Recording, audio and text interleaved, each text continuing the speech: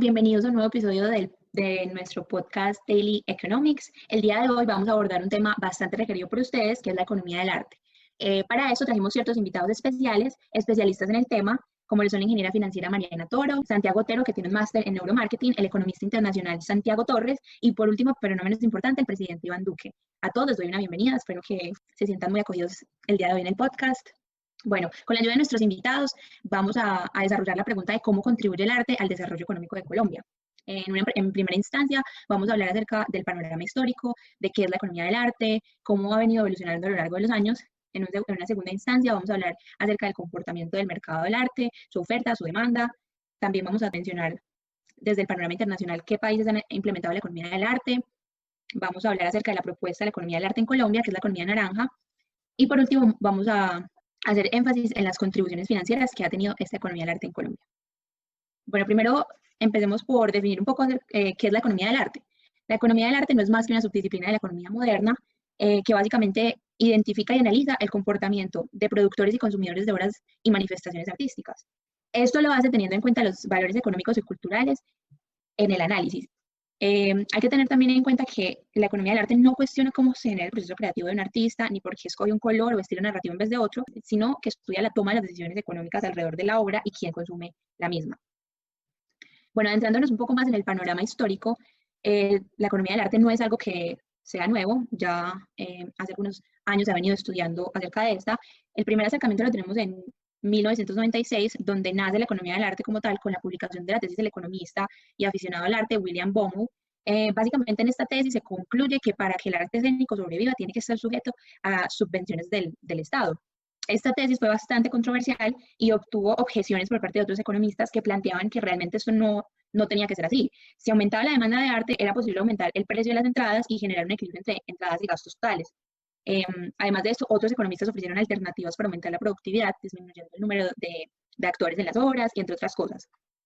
El segundo acercamiento lo tenemos en el siglo XX, tras la publicación especial de la revista alemana Papeles Económicos, en donde fue únicamente dedicada a explicar el arte y su papel en la economía.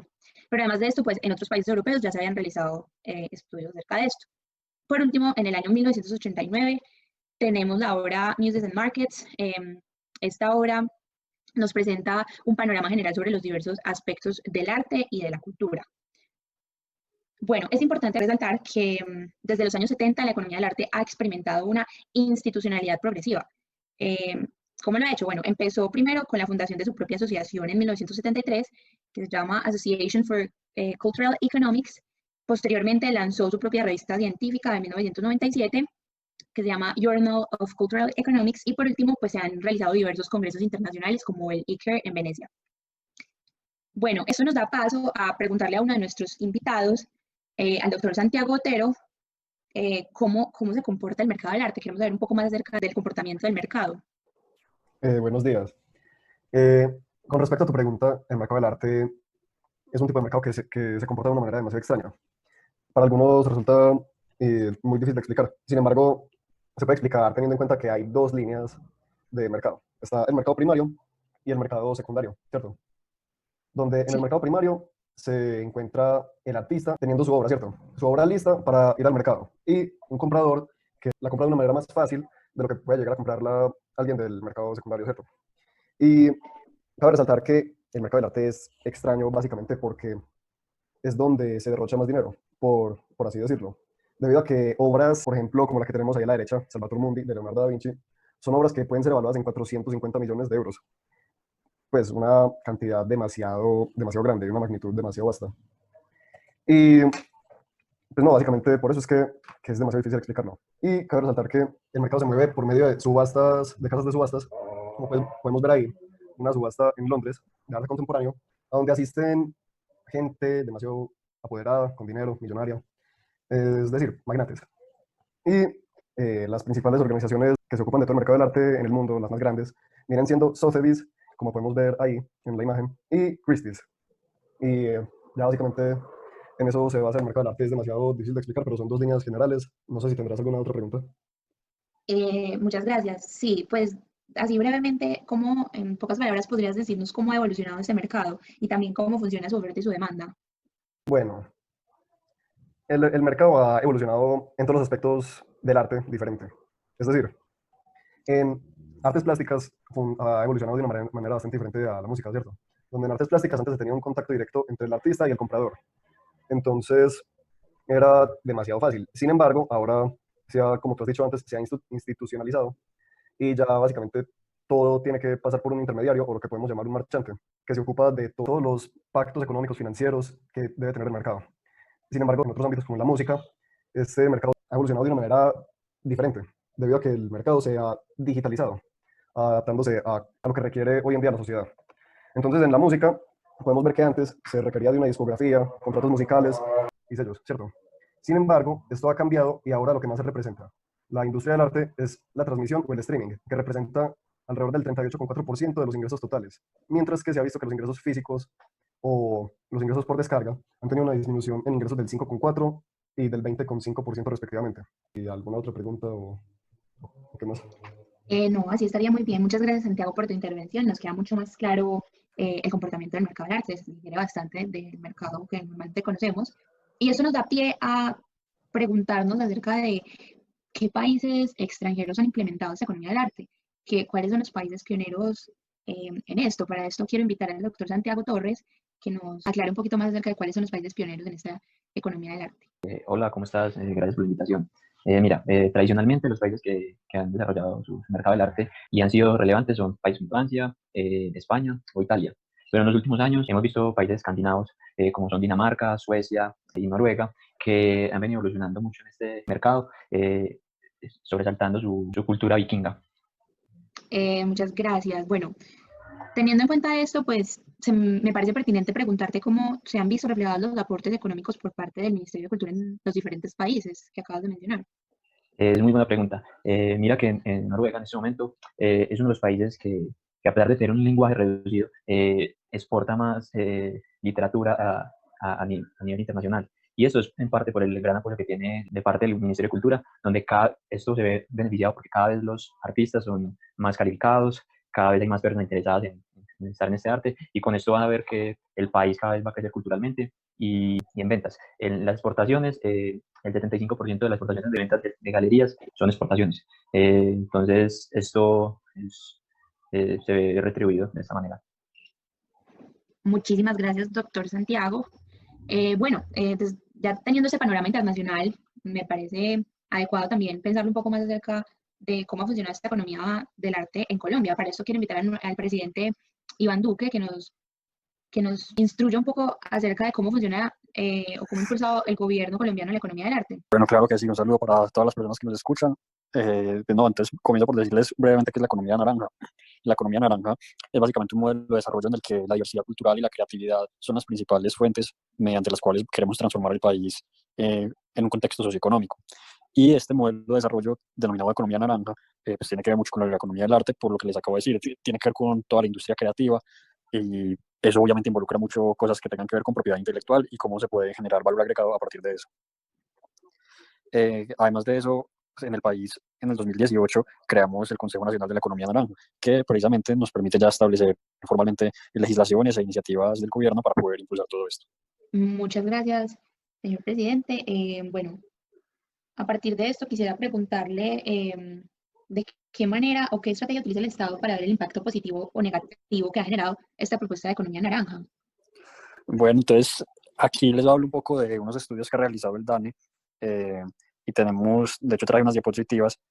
Si se puede ver aquí en la primera diapositiva, les empiezo por explicar que nosotros básicamente dividimos todo lo de la economía naranja en tres secciones distintas, que son las actividades de arte y patrimonio, industrias culturales y creaciones funcionales. Como pueden ver, las industrias culturales son es la principal sección que aporta la economía naranja.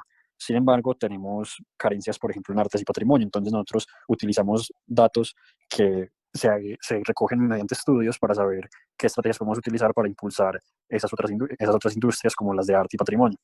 Así pasa a la siguiente diapositiva. Entonces, acá se puede ver el valor agregado como porcentaje del total valor agregado de la economía del país, el valor agregado de la economía naranja y las actividades relacionadas a la economía naranja. Nosotros conseguimos esta información por mediante un sistema de cuentas satélites que básicamente organiza toda la información de ingresos económicos y con esa información ya organizada en diferentes matrices podemos hacer cálculos de nueva información para saber qué estrategias utilizamos. En la siguiente diapositiva les traigo acá el porcentaje de participación de las industrias relacionadas con el arte y la creatividad en otros países. En la diapositiva anterior veíamos que en Colombia en los últimos años el porcentaje ha sido muy pequeño, menor del 2%. Lo que queremos nosotros con todo esto y estas iniciativas es precisamente llegar a ser como estos países que vemos acá en esta tabla. Por ejemplo, el Reino Unido, un país desarrollado, tiene un 5.50% del valor agregado bruto de su país anual, dependiendo de industrias creativas. Eso obviamente genera mucho más empleo y transforma el contexto socioeconómico del país, entonces ahí es donde queremos llegar. Muchísimas gracias, señor presidente. Creo que ya nos queda mucho más claro cómo funciona este modelo de economía naranja en el país. Esto nos da pie a pensar un poco más acerca del aporte financiero que nos da la economía del arte. Para esto invito a la doctora, a la ingeniera Mariana, preguntándole con qué fuentes de financiación cuenta el sector cultural en Colombia. Hola Gabriela, muchas gracias por la invitación. Las finanzas de la cultura siempre han estado en la agenda pública del presupuesto general de la Nación.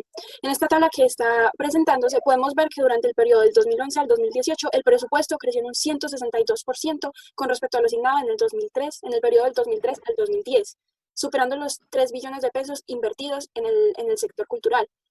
También podemos ver año por año los totales que contribuyen cada una de las entidades, porque además de los recursos de orden nacional, la cultura cuenta con diversas fuentes de financiación en lo regional y en lo local, con recursos de proyectos especiales y adicionalmente con incentivos tributarios.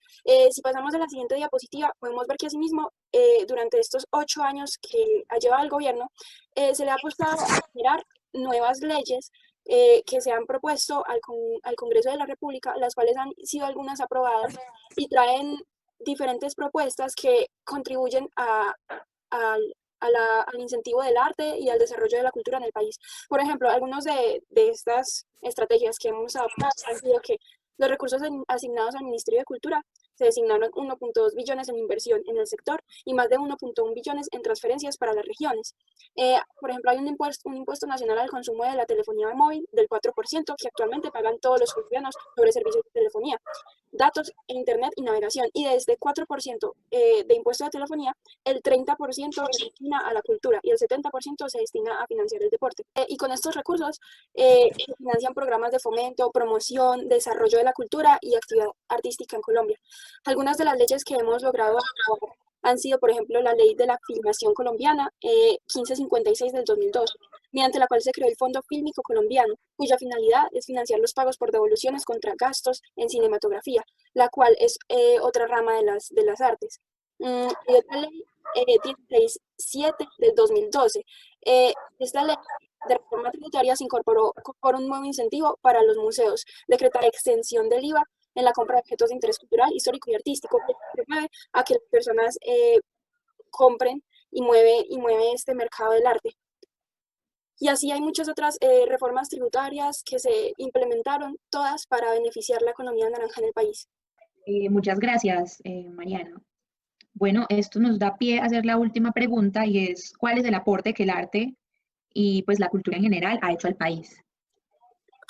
Claro que sí. En Colombia, la economía naranja ha arrojado grandes resultados según las cifras recolectadas en el 2018, las cuales indican que las actividades de la economía naranja aportaron 28.4 billones de pesos al valor agregado de la economía nacional.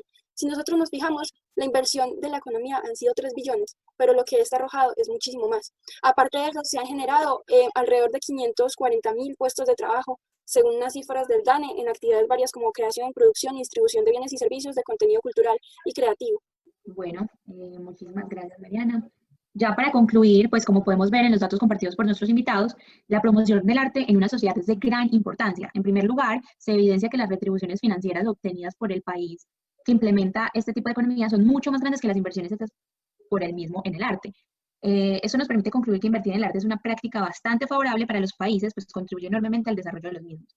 Asimismo, pues también podemos apreciar que el desarrollo del arte en un país aporta al engrosamiento y a la calidad de la cultura misma, de sus habitantes, la calidad de las producciones nacionales artísticas y el desarrollo en conocimiento alrededor de estas ciencias, como ocurre, por ejemplo, en países como Noruega o Dinamarca o países europeos en general.